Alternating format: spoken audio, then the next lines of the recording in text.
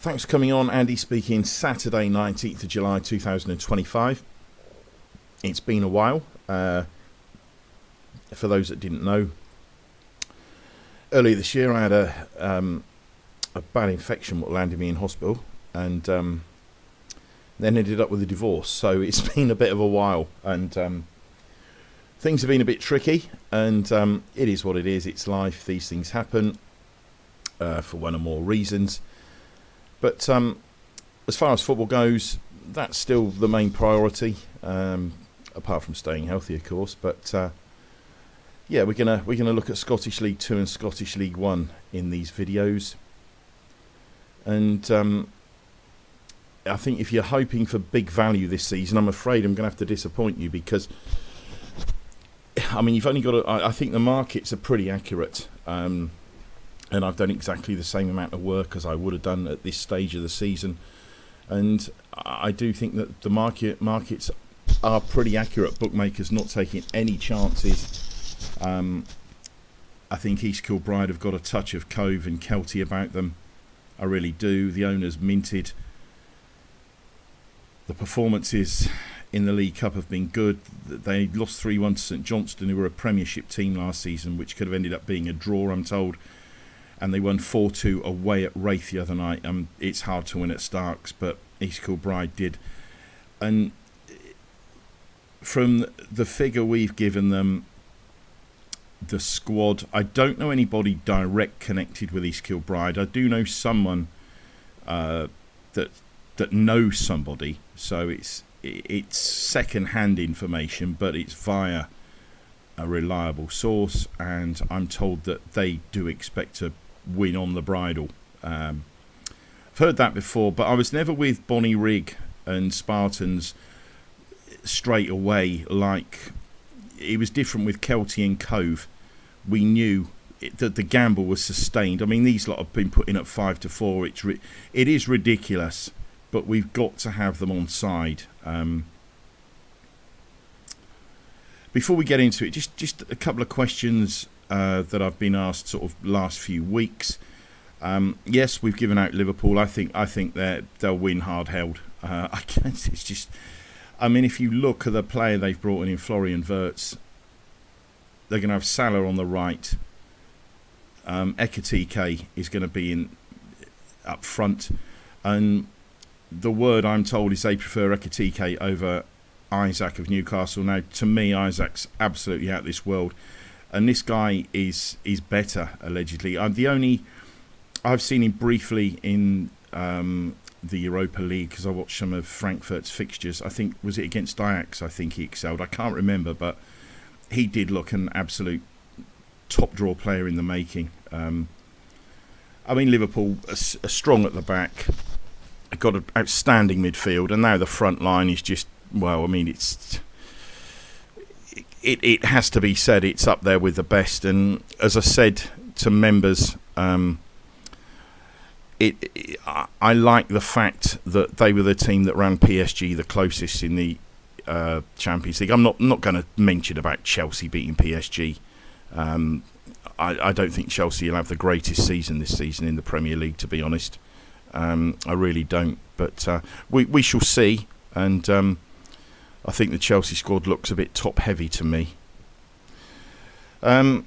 Information, people. What Tottenham fans got in touch. I did tell you that Thomas Frank would get done. I mean, I was told Eze would get done. Eze was actually shown round, and he's with an agency called Base. Now, the majority of Tottenham players are with Base. Well, not the majority, but a fair chunk of them are. And Ace is run by somebody called Leon Angel, and that, you know, he had Darren Anderton at Tottenham 25 years ago, or whenever it was, 30 years ago. I can't even remember, it's so long ago. Now, I mean, he's like the head honcho there, and when he turns up, it means the deal is close. Now, he turned up at Tottenham with Eze. Now, Tottenham shied away for one or more reasons. I don't care what was reported in the papers. Tottenham shied away. Arsenal then had a look, and Arsenal have shied away. So there's clearly some problem, and I don't know what. I don't see Tottenham going back in for him now anyway, because I'm told, obviously, Kyrgios is done. I'm told they're going to get Morgan Gibbs-White done. and they are trying. They've inquired about Adam Wharton, but Palace want stupid money. They've asked for about 100 million, but I think if Tottenham were to go in at around 75, Spurs would get him. Their backup option is the guy from Bayern Munich, Jar Palhinha. They've spoken to representatives of him. He's happy to come. And failing that, I think, is it David or Douglas Luiz that plays for Juventus? He was at Villa. He would probably be the third option, but I don't see that happening. I think that Tottenham will go for either Wharton or Palhinha. I'd be surprised if one of those two didn't end up at Spurs. I think Arsenal signing Madueke is a strange one. I really, really do. What else? Villa, I think. Just running through these quick because people always ask about Premiership stuff. Villa, I think, will go backwards. I think it's coming to the end for Emery. I don't think, what I mean by that is that, he doesn't stay more than sort of 2 or 3 seasons, and there's massive financial constraints there. Newcastle, as I said last season, the battle for 4th place would be between Newcastle and Chelsea, and I said to you at the time, was the ultimate professional bet, and it proved to be the case, and I think we got, was it 20% profit on investment, and always try to think of it in that way. Chelsea, who else? Manchester United, no hope. The manager, I just don't understand. I'm told the manager's got about a dozen games now, and they've gone and bought players that the manager wants. Baffles me. I think Mbuemo's an okay signing, but not 75 million. Crikey. Cunha, they bought Cunha from Wolves. Tottenham actually turned Cunha down. Arsenal turned Cunha down. And the stats that I've seen on Cunha, he's okay against what I would call the lower teams. Against the big teams, he goes missing. So I think he'll fit in well there with the captain Bruno Fernandes, because he goes missing in the big games, doesn't he, as well? And sadly, I think they're in for another poor season, and I just don't understand. Anybody that plays 3 at the back. I was actually at the Tottenham Manchester United game in early February, and because obviously one of my best friends who's a journalist covers Tottenham, and that's how I get Tottenham information, and I always can get a ticket from him, and we both went to the Tottenham Man United game, and every single time Tottenham done the correct thing, they played it out wide. Now, Son was in behind the fullback every time, because the fullback's so high up the pitch, and it stretched the defence, and then there was runners coming in. And if Son had been able to play a ball properly, Spurs could have had 4 or 5 that night. So I can understand. And Son, I'm told, is leaving Tottenham after they're doing a tour of Asia, I think, and after they've done the tour of Asia, Son's going to, I think, either Fenerbahce or somewhere in Saudi. I do know that someone in America's tried asking him, trying to tap him up as well. So Son will leave Tottenham this summer, I meant to say. And but yeah, just going back to that, you don't play 3 at the back. Go and look at the top 4 teams last season: Liverpool, Arsenal, Man City, Chelsea, Newcastle. They all play generally on a 4-3-3, maybe a 4-2-3-1. Nobody plays 3 at the back. And as I say, this guy's insistent on that system, and the centre backs there as well. When you run at the likes of De Ligt and Maguire, they're so big they can't turn, and I just think they're in for a desperate season. And I do think Amorim will be gone by the end of October, mid-November, and because I just don't see anything changing. And I'm sorry, but I don't. And you always want to try and look at clubs in a favourable light, but it's just an absolute impossibility. As I say, Tottenham had somebody like a Kudos that night over Son, who can cross the ball. They would have been carved open numerous times. And I think the Europa League final as well, I watched that. It was an absolute desperate game, wasn't it? But I think Tottenham have kicked miles clear now of United. And Tottenham, I'm told, will spend between 200 and 300 million this window, because there was an 800. They've seen the club decline by 800 million, and we'll talk about this more when we do the Premiership. But the club's up for sale for 4 billion, but the Saudis, took a bit of a dim view, because Tottenham finished 17th, and that the sort of Saudis see the club now about 3.2. So there's an 800 billion sort of deficit between what it's not ENIC, it's Joe Lewis, and Joe Lewis has sacked Donna Cullen. I don't care what you read, I don't care what you're told. Donna Cullen, Joe Lewis sacked Donna Cullen. Daniel Levy is being moved to one side. That's going to happen pretty soon. Now, Tottenham had earmarked, I think, £400 million for a hotel.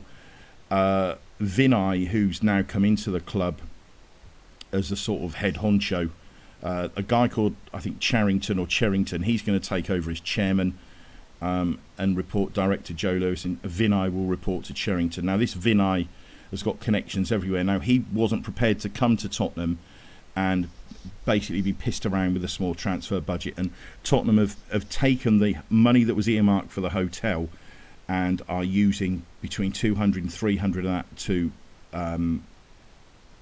spend on the squad. So you'll see Tottenham spending massively this season, and I don't think I still don't see them as a top four club. I might be wrong, because I think Thomas Frank has got fantastic numbers, and one of the things about Thomas Frank, just quickly, that if you look at the players he's bought and what their value is, there is an average increase in value across the board by just over 80%. So if he's bought someone in at 10 million, they're worth a minimum of 18, someone in at 20, minimum of 36, and so on and so on.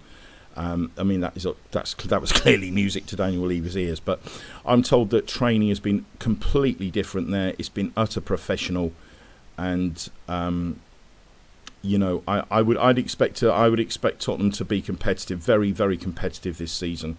I think a top six finish is a given, because I think they're way ahead of Villa now, way ahead of Man United. They could be there with Chelsea and Newcastle fighting out for fourth. I don't see it, but we'll come to that in time, and we've got another cracking bet for the Premier League, because we've done Liverpool, but there is an absolute shoe-in bet that I think is an absolute certainty, and that's available at bigger than 2-1, and I think it's an absolute steal. Put it this way, it's as strong as when we went maximum on Plymouth last season to get relegated. But look, we'll come to that. But the only reason I spoke about that is because that's all everybody asks me about. People just want to know about the Premier League all the time. And, somebody asked me what were my thoughts about relegation, and I'm not going to say the other side, but I do think Burnley and Sunderland will go straight back down. And I think the final place is between three teams, Leeds and two others. And one of those others is a huge price. And we're going to get stuck into that, but not yet. Let's just wait for a bit more of this transfer window to go through first, because there could be one or two surprises. Right, let's get on with Scotland. Scottish League 2. East Kilbride, as I say, way clear on figures. I mean, they lost 3-1 at St Johnstone. I know it's the League Cup and we can't take that as gospel, but it is a fairly useful yardstick at this time of the season. Now, the owners minted, mega minted. They've thrown some money around. Last weekend they lost 3-1 at St Johnstone. Now, I'm told that could have been 2 each.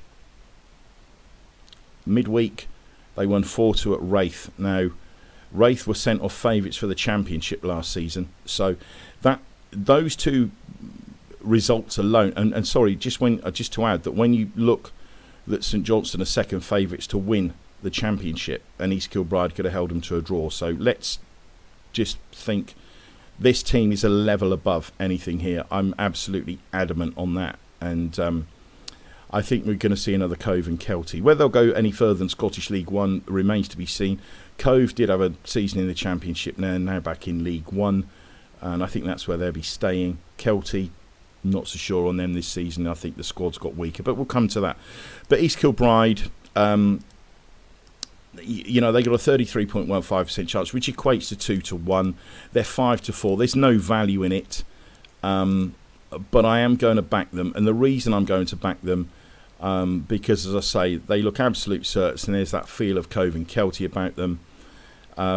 I mean, I never back non-value selections, but what I said about Birmingham last season, I could absolutely kick myself, because I said to you that it was the biggest cert of all bets last. Well, we didn't bet it, did we? But I said that Birmingham were absolute certainties for the Championship, for League 1, and it proved to be that case. And I know that loads of you did, because the emails I had saying that, oh, we done a little bit on Rotherham, we done a little bit on Huddersfield, then a massive bet on Birmingham. Brilliant. I'm so glad you did. I didn't. But I'm not going to make that mistake this season. And what I've done is I've adjusted things so, we're pretty nailed on to have a winner. And if you look at the profit on investment, that's all I'm interested in. This doesn't mean anything to me. This is what means to me, okay? Because your 4 points, that could be 4 quid, 40 quid, 400 quid, 4,000 quid, whatever, okay? But it's about that. That's all I'm interested in. Not interested in anything else. Anybody that's interested in what the price is, etc. No, it's about this and getting value. Now, we're covering East Kilbride, Stirling, Forfar and Clyde. So you've got a 33% chance. Add that's 46, 52 and a bit, 57. So we've got a 57% chance of this bet coming off. Okay. Now that's 4 to 7.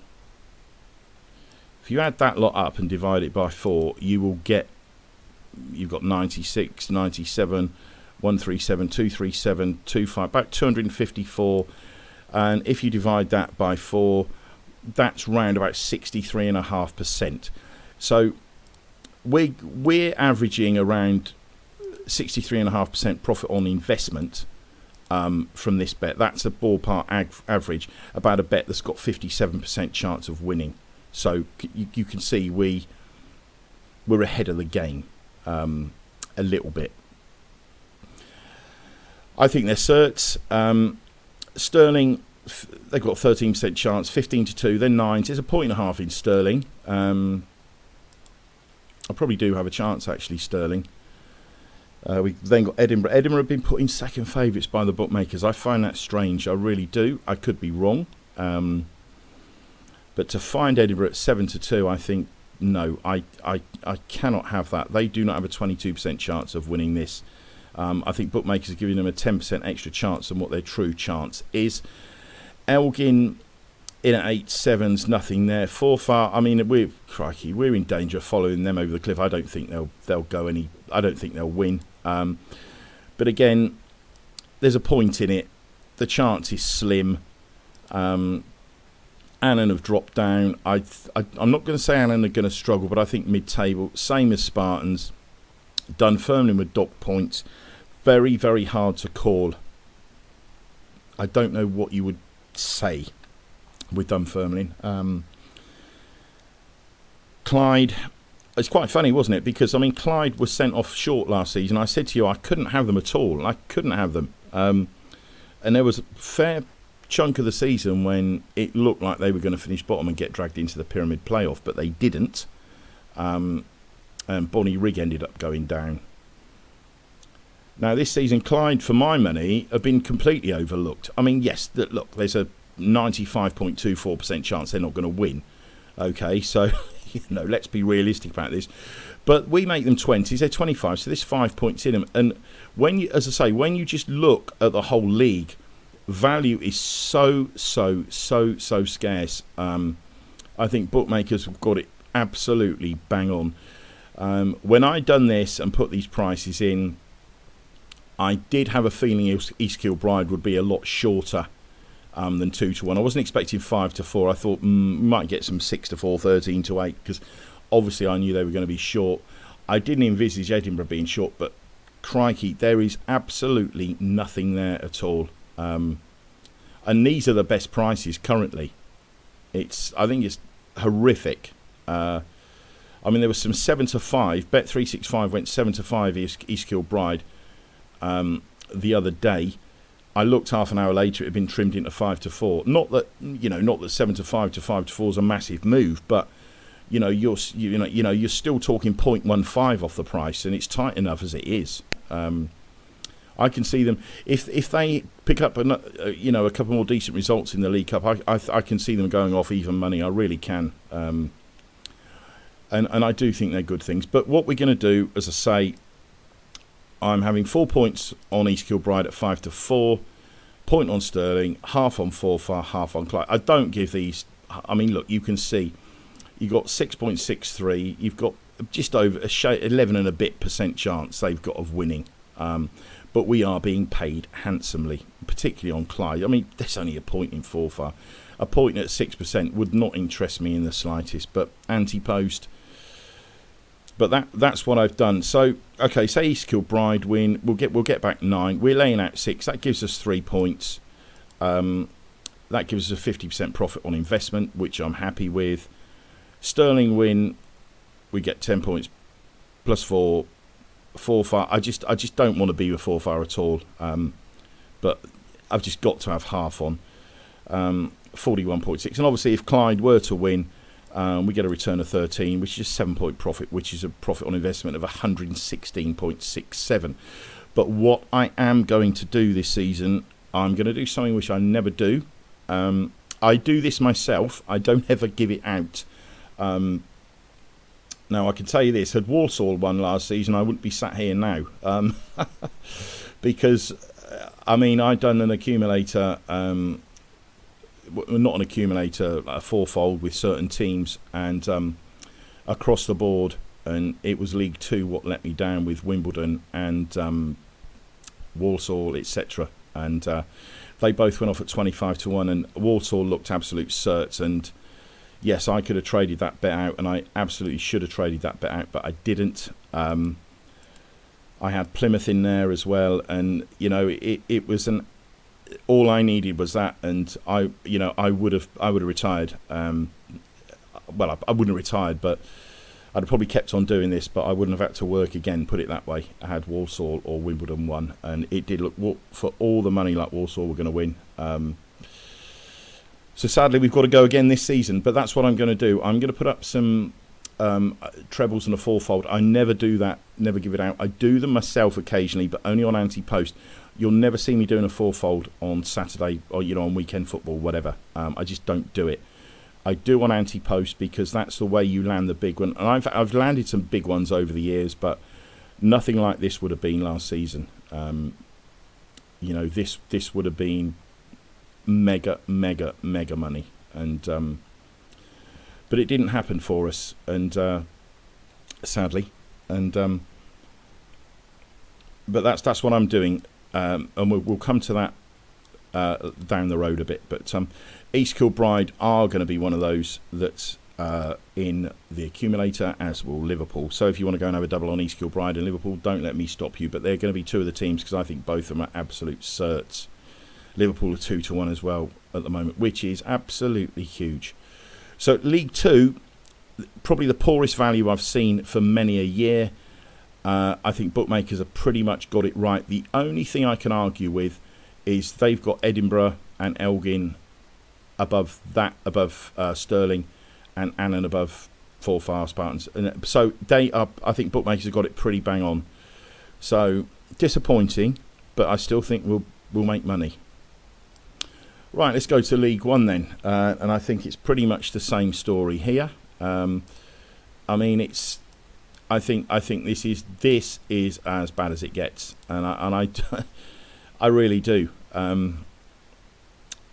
Inverness 249 33.61 2-1 7-4, no value.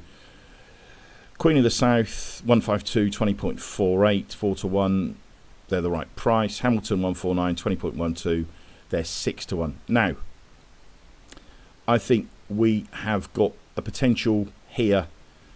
I think this is nailed on. I think this is absolutely nailed on. Now, I've had big bets on this, and big bets, and because, right, straight away, going to split the table in two, okay? The winner comes from there. These have got no chance. They haven't got the money to go up. They're not good enough, and these three belong in League Two, okay? Montrose will not want Championship football. Montrose get Championship football is going to cost some money, which they haven't got. Trust me on that. They're happy where they are.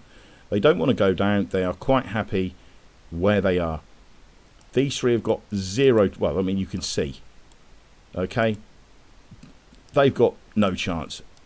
these 5 have got absolutely no chance. I mean, you can see what prices we've got them in. The winner comes from those. Now, Cove, I think he'll have a bad season. I'm not impressed with things there at the Balmoral. Now, if you just take Inverness, Queen of the South and Hamilton alone, you've got 40, 73, 75. You've got just over a shade over 75% chance. 74, whatever it is. So almost 75%. Okay. Alloa are a funny side, so I've added them. Now, I mean, Inverness look clear on the field to me, way clear. But these figures are decent, so we're not going to discount them, and they are a fly in the ointment potentially. If they were to turn some of these stupid draws into wins, they will not be far off. Now, I've had the following bets. The profit on investment isn't as good as League 2, but when you combine the percentages of the 4 teams, the bet has an 83.16 chance of coming off. Just let me repeat that. That's 83%. So I think that is absolutely nailed on certainty. And I do. So I'm going 4 points Inverness, return of 11, profit 2.5, profit on investment 29.41.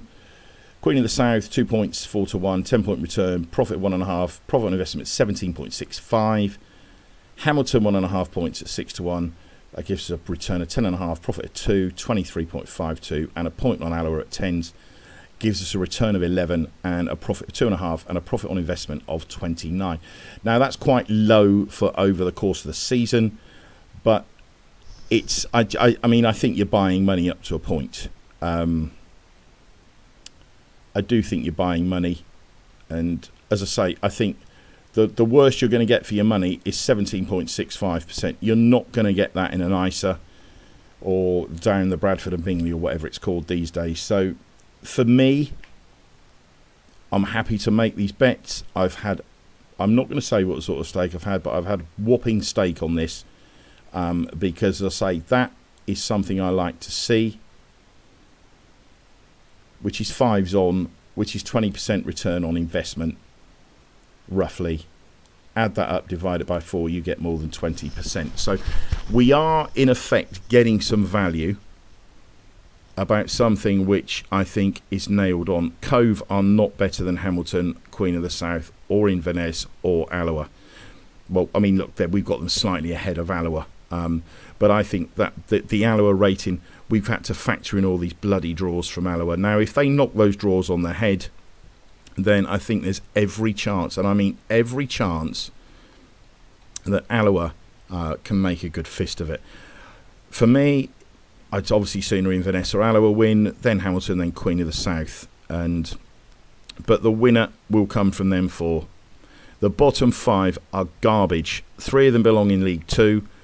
Montrose haven't got the money, and Steny haven't got the money to go up to the Championship.